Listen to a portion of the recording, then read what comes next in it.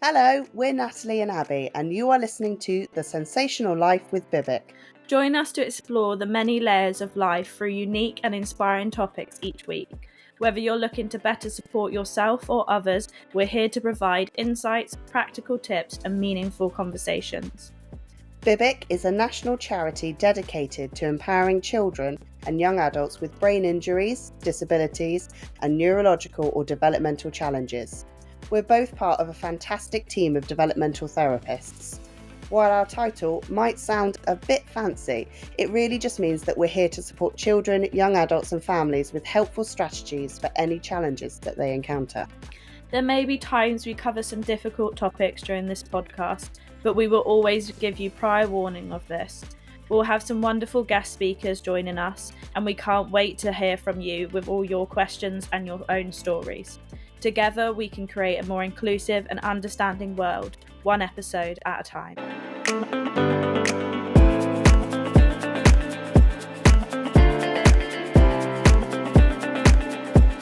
Welcome back to The Sensational Life with Bibic. Just as a little disclaimer for you, our poor Natalie is feeling a little bit under the weather today, so she might be a little bit croaky.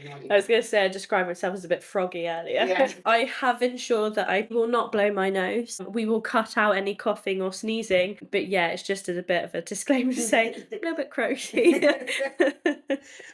So this week we are focusing on the working memory aspect of executive function, because actually it is our executive function is in control of that element of our brain. And working memory can be divided into two different areas. So you have your verbal working memory, and individuals use their verbal working memory to deal with kind of like what they hear. And it supports individuals to remember like instructions that's being told to them, learn language, and complete like reading comprehension and things like that. Yeah.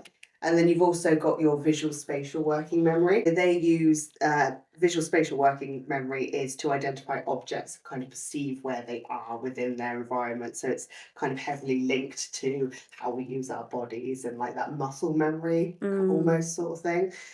So we'll be delving in a little bit deeper and always, as always, providing strategies to support. And hopefully we don't forget all the strategies like we did last episode, where we decided that we were knees deep in strategies and couldn't find our way out of it. So, and I think we said as well before when we started this episode, we went around trying to find which room to record in, because both myself and Abby, we quite like to make sure we've had a listen back to our podcast, and unfortunately we've got a little bit of echoey tinniness, so we have sat in every room, haven't we? Absolutely. Done some echo testing as well as we've gone around. And we have found that all rooms are echoey no matter where they are.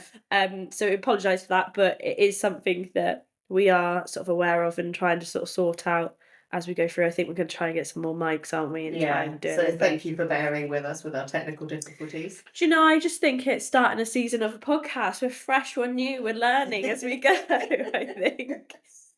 So in terms of sort of working memory, something that often we hear and sort of I think in a lot of the training that we've done about working memory is referring to the working memory as sort of the brain sticky note. And I can't remember the lady that suggested this, but she will come to mind at some point. If not, we'll put it in the comments or in the sort of description. But basically it's sort of a temporary workplace for where we hold sort of and manipulate information. So we often refer to this sticky note, that everyone's sticky note is different sizes. It can hold different amounts of information. Some people have really big sticky notes and they can retain and hold all that information, and some people's sticky notes are quite small and they can't retain and hold a lot of bookmark or ones. My brain feels like that sometimes, to be honest. So I feel like sometimes that's quite a nice way to think about it. In our assessments, don't we often look at working memory and we look at the correlation between the short-term memory and the working memory together and how they work together. Because and like short-term memory is literally holding on to pieces of information that you've been given. Yeah. And the working memory is that manipulation of it. Yeah. So it's trying to get it down on that sticky note and then work out what you need to do with it. So a key example of this would be like that maths problem again. So you're trying to work out what information you need within the maths problem and then do something with it. Yeah, and I think often when you think of working memory, I always go straight to maths. I Yeah, think that's the easiest way of working memory because you think mental maths, like yeah. taking that question, remembering that question, and then doing something with it. Mm. But it also linked quite heavily to, like you said, sort of the reading, the writing, the spelling Yeah, aspect. Because you think even with spelling, you're remembering the letters and then you're yeah. trying to remember the order of those letters as well. So Yeah. that's quite a fundamental thing. Yeah, and like going back to like the visual spatial kind of relationship to it, like if you were to move house, like your body doesn't automatically remember where things are in the room, so you're more likely to kind of walk into doorways or bump into a That's piece of just furniture. me every day. So is it just a constant working memory? Well, there might be a different reason for you now, but in general, if you're used to an environment, Yeah. you can move around it if you do not have any other challenges. Okay. But if you were to go into a new environment, that's what might be where your working memory hasn't quite come into play because you haven't quite been able to manipulate that space around you. And I think also, again, we've been trying, haven't we, as we go through this podcast, making sure it's listenable for lots of people. So whether you're a parent, carer, you're a young adult, you're an adult, or anything like that, we're trying to make sure. So I think we keep dipping in and out, don't we, of, oh, these are what you could do for a child and this is what you do for adult. But I think quite a good example of also how working memory helps you in sort of other aspects of life is sort of, for example, if you a young person in sort of secondary school went upstairs and grabbed sort of their backpack and then they brought it downstairs to sort of bring their science book and everything like that, and remembering sort of what they need. So they need their working memory to remember and hold that information long enough to actually be able to do the task. So going upstairs, getting their backpack, getting their science book or their learning book, bringing it all downstairs, that requires your working memory. And I think this is where there's a lot of, and I think in everything we talk about, there's so much crossover in the executive function, in neurodivergence, in sensory, because again, your working memory, for me, that's an element of task initiation, planning, prioritizing, and now Yeah. we're whacking working memory in there too. Everything is so like closely linked and interwoven into each other, particularly with like the executive functioning side of things. Yeah. So if we do refer back to potentially other strategies that we've mentioned before, that doesn't mean that they won't work for task initiation, but they will also work for working memory. Like there's a lot of that crossover. Yeah, and I think I was listening back just before we started recording again, just to remind myself of all the things that we spoke about. And I think it was like episode 2, I spoke about five senses mindfulness and how actually you could use five senses mindfulness to support with communication and word finding because it was making them describe Yeah. things. So a lot of these strategies do have such an impact on so many different things. I think even the games that we suggested a little while back as well, Yeah. they can be so impactful for a lot of things. And I think the other thing with sort of your working memory, especially people with neurodivergence, so ADHD, autism, but also dyslexia, because I think sometimes that gets missed in terms of, I remember seeing one of those iceberg images, and you've got like the top of the iceberg, and sometimes you see it in relation to ADHD, and it's actually on the top of the iceberg. You've got a bit about dyslexia where it's the difficulties of spelling, reading, and things like Yeah. that. But then underneath the water, you've got all the things like your planning, organising, your working memory, your visual aspects. And I think sometimes that gets missed because, again, going back to the sticky note side of things, people with these sort of neurodivergence and dyslexia and stuff like that, their sticky notes are smaller, Yeah. or the information on the sticky notes just fades. So they wrote it in pencil and Yeah. it just rubs off. Yeah. Absolutely. And like in regards to working memory, like I always refer to it, and it's not a muscle, but I always refer to it as a muscle. You can train it. So you Well, I might often have, say that, yeah, your brain's a muscle, and yeah, I often say yeah, that. you can train it. So it's not that if you are struggling with your working memory, you're always going to be struggling with it. There are bits and pieces that you can do to strengthen that side of things. And I think there's sometimes we talk about sort of the neuroplasticity side of things, because you also think, especially with young minds, their brains are so their neuroplasticity, they describe it as like Play-Doh, don't they? That the younger you are, the newer the Play-Doh, It's so more the malleable. And, yeah, and the older you are, it's sort of Play-Doh being left out on the bit side. dry. Yeah. And we have those sayings, don't you? You can't teach an old dog new tricks. And there's some relevance to that in terms of the brain's plasticity. And actually, for younger individuals, if you can find out this information, or you just notice things that people might be struggling with in terms of working memory, 100% you can support them and recreate pathways, you can strengthen skills. So I think in terms of anything within the executive functioning, there is an aspect that you can make it better. I think, Easier for yeah, them, I don't know that better's the right word, but make it, yeah, easier for yeah, people to sort of manage. I think yeah. that's probably a better, like you said, a better way to explain it. Um, so sort of talking about signs and things like that and what's commonly known or related to working memory difficulties. I have brought myself a list. You have. So I don't remember. We don't want a repeat of sensory processing. Natalie's post-it's been quite small today. I think my post-it note was very small that day. So common sort of signs include sort of forgetting instructions quite quickly, losing track of sort of what they're doing in the middle of what's sort of happening, struggling with sort of multi-step tasks, finding it hard to follow conversations, and having Difficulty. I like it.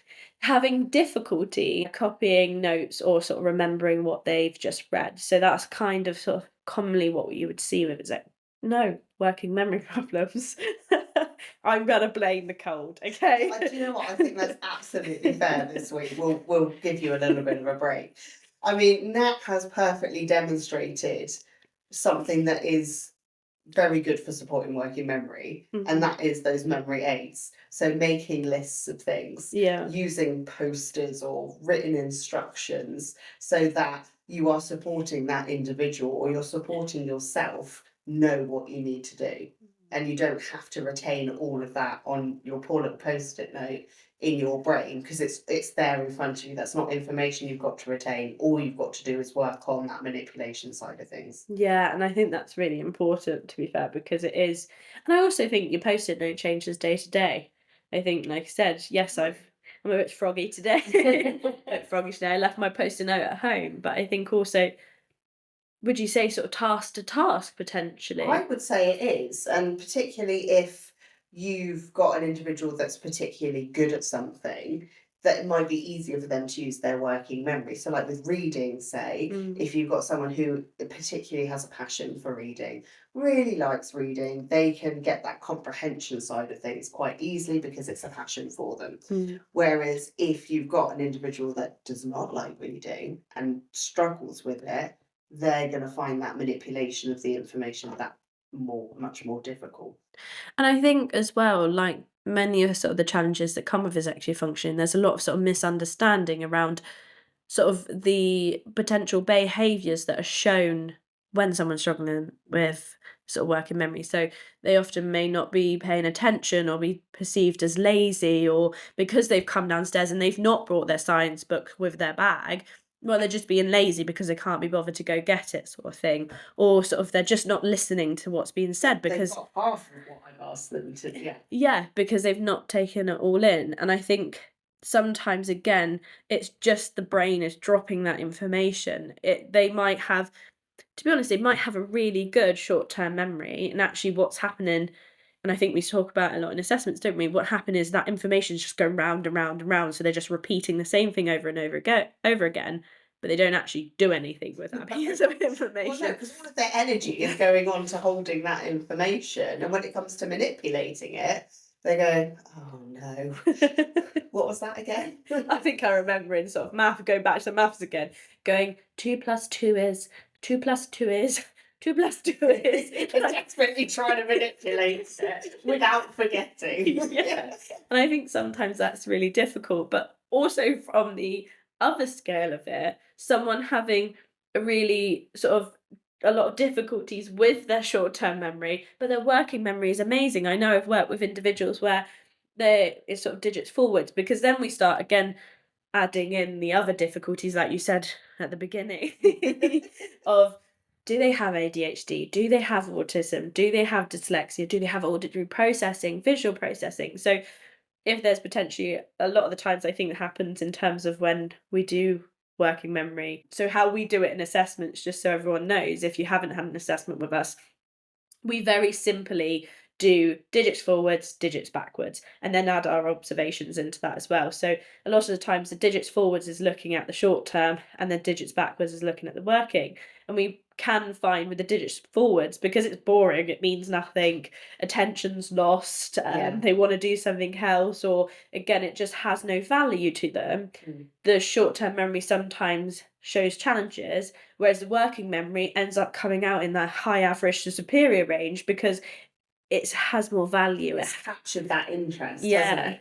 And they've got to like listen to what we're saying and then repeat them backwards, and it just adds that element of that, like we say, that challenge, that game, particularly with people who are displaying traits of ADHD. If they can find it challenging and interesting, they're a lot more likely to engage than if it's, well, this is easy, so I'm Yeah. just going to switch off. Yeah. And I also notice a lot of the time when I've done it is when they, with that sort of thing, they can put a strategy in. So I feel like, again, with the digits forwards, it's quite hard to try and create a strategy to remember them. But with the working memory, I often have children or sort of young people that sort of they repeat the digits forwards and then they get the next one backwards, or Yeah. they kind of use their arms and they're using movement as well in trying to remember I things. remember when I was joining Bibic, and we go through all of the assessments that we do with children and young people. We also have these assessments done on ourselves Yeah. when we come through, so we know how to deliver them. And I remember doing the digits backwards, and I was listening to Claire, because I think she was the one that was doing it on me, and she was doing digits backwards, and I was trying to visualize the numbers being written. They got to like 7 numbers long, and I was like, can't visualize this anymore. No, the number is too long. We need to come up with a different strategy because that's not working. I think the human brain can remember a series of not like the average is 9 numbers or something like Oh, then that. I'm below average. I think because isn't it as well, because you have to be really careful with how, especially in that sort of test that we do, you have to be really careful with how we present, well, we say the numbers, because it's also saying numbers with a rhythm or a tone, because that's why sort of phone numbers are broken down into those chunks as well, because it's easier to remember them. I know when I do my phone number, I think I do the first 3 numbers in a 3, and then everything after that is in 2s. Yeah. And that's the only way I remember it. So in terms of sort of things to also think about, and I think again we touched on this, or we'll touch on this a bit later on, is sort of the processing aspect of it as well. Because again, there's another layer to your working memory, because how are you meant to remember something if you haven't processed it? Processed it. No, and I think that's where the holistic approach that we have at Vivid comes in, because we do look at these like multi-layers Yeah. and what's happening with it. But like you say, processing can have a massive impact on that working memory. Yeah. And yeah. it doesn't mean that an individual can't do it, they just need that little bit longer for processing in order for that working memory To kick right in. kick in. Find that post-it note. And I think, yeah, so processing is just literally the decoding and encoding of information. So it's just, would you say it's an aspect of that understanding of the information as well? Or would it be more, that's more your comprehension side of things? It's a good question, Oh, actually. I've rattled you there. Rattled my brain there. My brain's going, working memory, go. No, so you do have to have that understanding. And I think if you've got difficulties with processing, that can then affect That's your that understanding, because it can take that little bit longer, and then you can forget bits of information, which then in turn impacts that working memory. So, I mean, again, we look at underlying ability here. It's multi-layer again. We look at underlying ability and then compare it with your working memory side of things. Because if you've got an individual that is kind of within that average range for their underlying ability, but actually their working memory is only coming up within the low average, you're going to see that impact Mm. on their work if they're at school or even in the workplace. Yeah, and I think that's also a lot of it, isn't it? Because I think sometimes we see that level of frustration and sort of those difficulties where that individual is more than capable. They have the ability to thrive.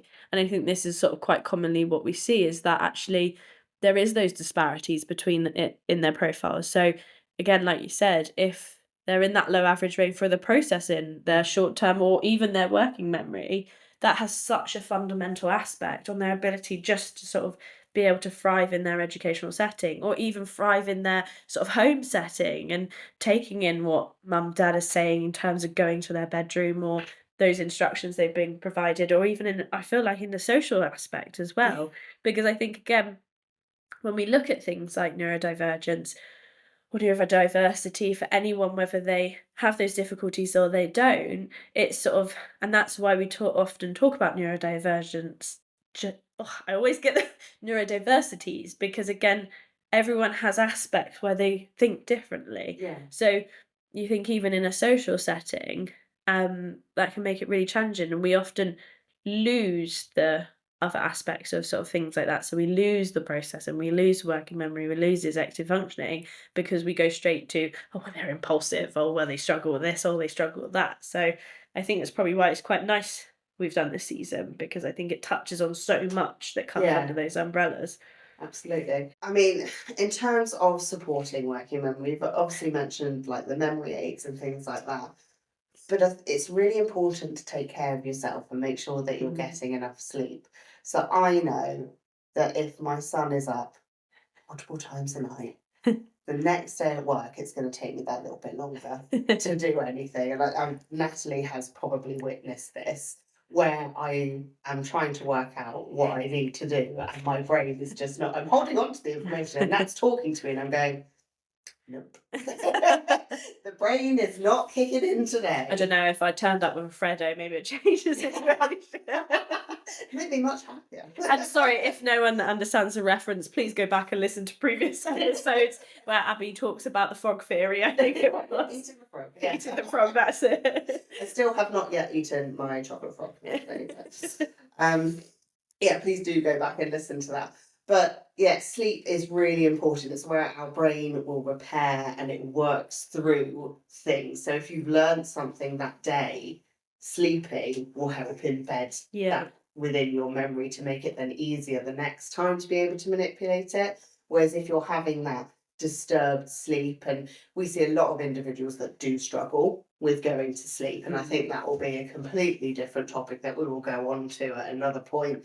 But if you see them with broken sleep, or they're trying to they are really struggling to kind of switch off at the end of the day, that is also going to have that impact on that working memory. Yeah. So we need to make sure that we are making them as regulated as possible, so that they can then fall asleep and the brain can do its thing. Yeah, definitely. I think as well, there's lots of things that you can do lots of things that you can really easily put in. Like, again, Abby spoke about sort of the ability to train our sort of working memory as well. But also, there's a lot of sort of strategies that we can simply just put into day to day. So, things like breaking things down. So, giving things a short, clear instructions step by step. So, again, if we're going back to that situation of the individual going upstairs and getting their bag and putting their science book in there, really breaking it down for them. Do you write that down? Do you literally write down, I don't know, if they're a teenager, text them, drop them a text message, say, don't forget to bring down your bag and your science book. Or again, minimizing language that you're giving them when you're giving those instructions. So then it eliminates so much processing time to it and keeping things exactly the same. And you've got things like if they're struggling with spelling, chunking it up and colour coding the different elements of it. So it's easier. So like Nat was saying with phone numbers, like if you chunk it up, it's easier to remember. So if you do this with spelling, if you've got an individual that is struggling with that and they're trying to learn spellings, you colour code the different like groups of sounds in a certain way so they can visualise that a bit better. Well, if you think every person, if you ask them how you spell Mississippi, they go straight to that, right? I won't. No, I won't. No, I was going to say, I wasn't going to do it.